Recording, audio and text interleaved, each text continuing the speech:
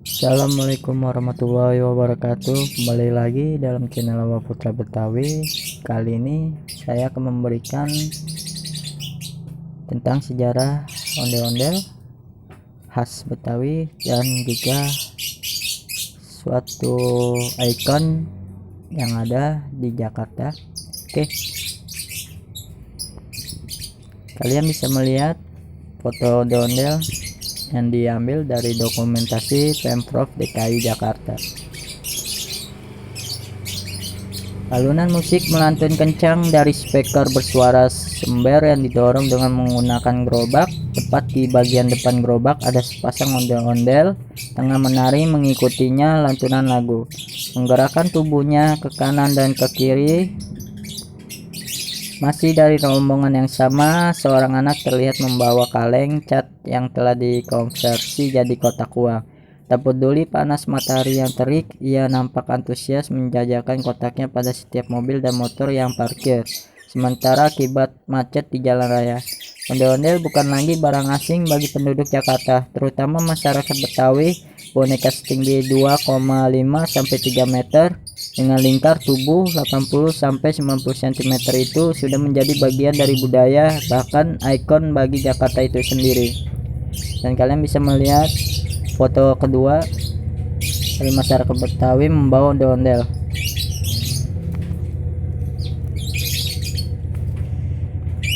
Meski dibentuk menyerupai manusia dan biasanya dihadirkan untuk acara perayaan, rupanya tak semua orang senang dengan ondel-ondel. Ada banyak orang tua dan muda yang menganggap ondel-ondel sebagai boneka yang seram. Anggapan ini tak datang begitu saja.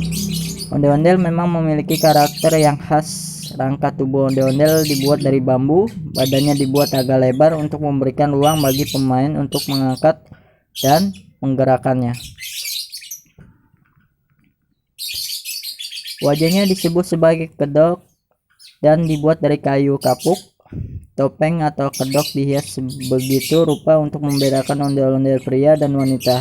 Ondel-ondel wanita umumnya dicat putih. Topeng ini kemudian dilengkapi dengan hidung yang agak memanjang dan ujung yang lebih lembut, dagunya sedikit lebih panjang dan membulat, bibirnya tipis, mata indah dengan bulu mata tebal, serta sedikit perona pipi.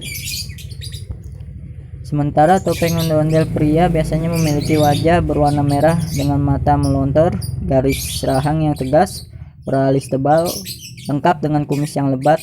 Desain wajahnya tersebut semakin memperkuat kesan seram ondel-ondel pria.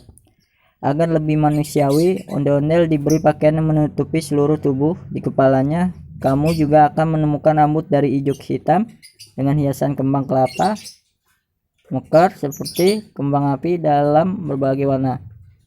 Tak lupa pula sarung bermotif atau selendang tersampir di bahunya.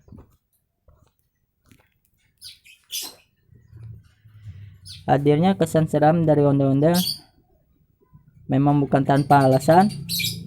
Menurut laman rumah belajar yang dikelola Kementerian Pendidikan dan Kebudayaan Republik Indonesia, warna merah dan topeng ondel-ondel pria sengaja dibuat untuk memberi kesan seram.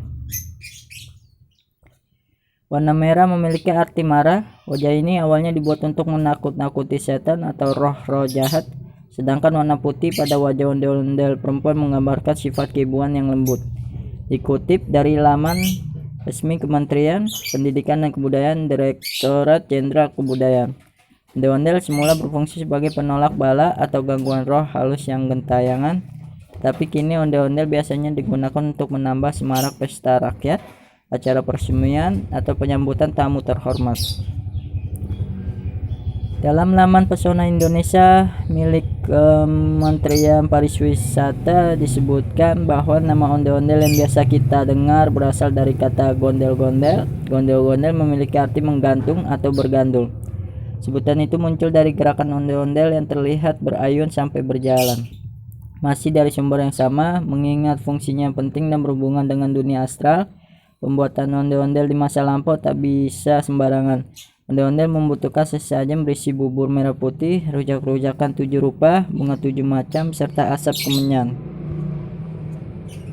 Setelah proses pembuatannya usai, ondel-ondel akan diberi sesajen dan dibasuh menggunakan asap kemenyan yang telah disertai mantra-mantra. Pemain ondel-ondel juga senantiasa melakukan ritual pembakaran kemenyan yang disebut ngukup. Konon menurut website Rumah Belajar Kementerian Pendidikan dan Kebudayaan Republik Indonesia, ondel-ondel dulunya disebut juga sebagai barongan. Hanya saja tidak ada data pasti yang menceritakan arti pasti kata tersebut. Ada yang menyebutkan julungan barongan pada ondel-ondel berasal dari kata bareng-barengan atau sama-sama. Sebutan itu diklaim berasal dari ajakan masyarakat dalam dialek Betawi. Yuk kita ngarak bareng-bareng. Namun ada pula yang mengatakan bahwa julukan barongan pada ondel-ondel berasal dari kisah pewayangan. Dari versi kedua tersebut disebutkan bahwa ondel-ondel adalah tokoh yang dihilangkan pada Sendratari Reog versi Wengker dari Ponorogo.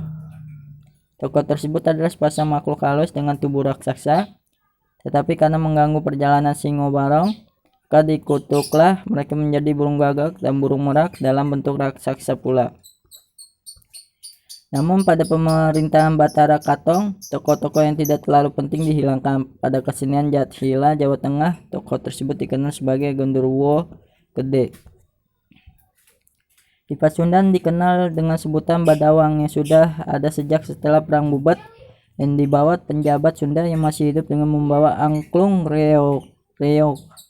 Sedangkan di Bali lebih dikenal dengan nama Barong Landung yang merupakan jenis barong Bali yang di bawah Raja Airlangga saat menyelamatkan diri. Seorang narasumber selaku pengamat seni dan budaya menyebutkan bahwa julukan barongan pada ondel-ondel sama halnya seperti barongan Bali, barong Landung, barongan Jawa Tengah, Reog Ponorogo, dan barongan dari negeri Cina, Barongsai dan Liangsai.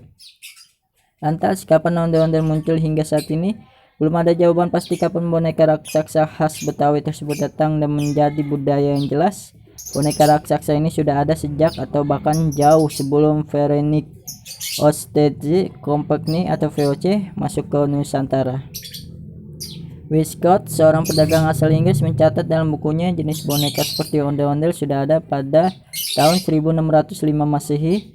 Namun karena perbedaan kultur dan budaya, Scott melihat tradisi Betawi sebagai sesuatu yang asing sehingga untuk penyampaian lisan maupun tulisan hanya berupa gambaran secara kasat mata saja dan mengambil istilah-istilah yang relevan dengan bahasa bangsanya.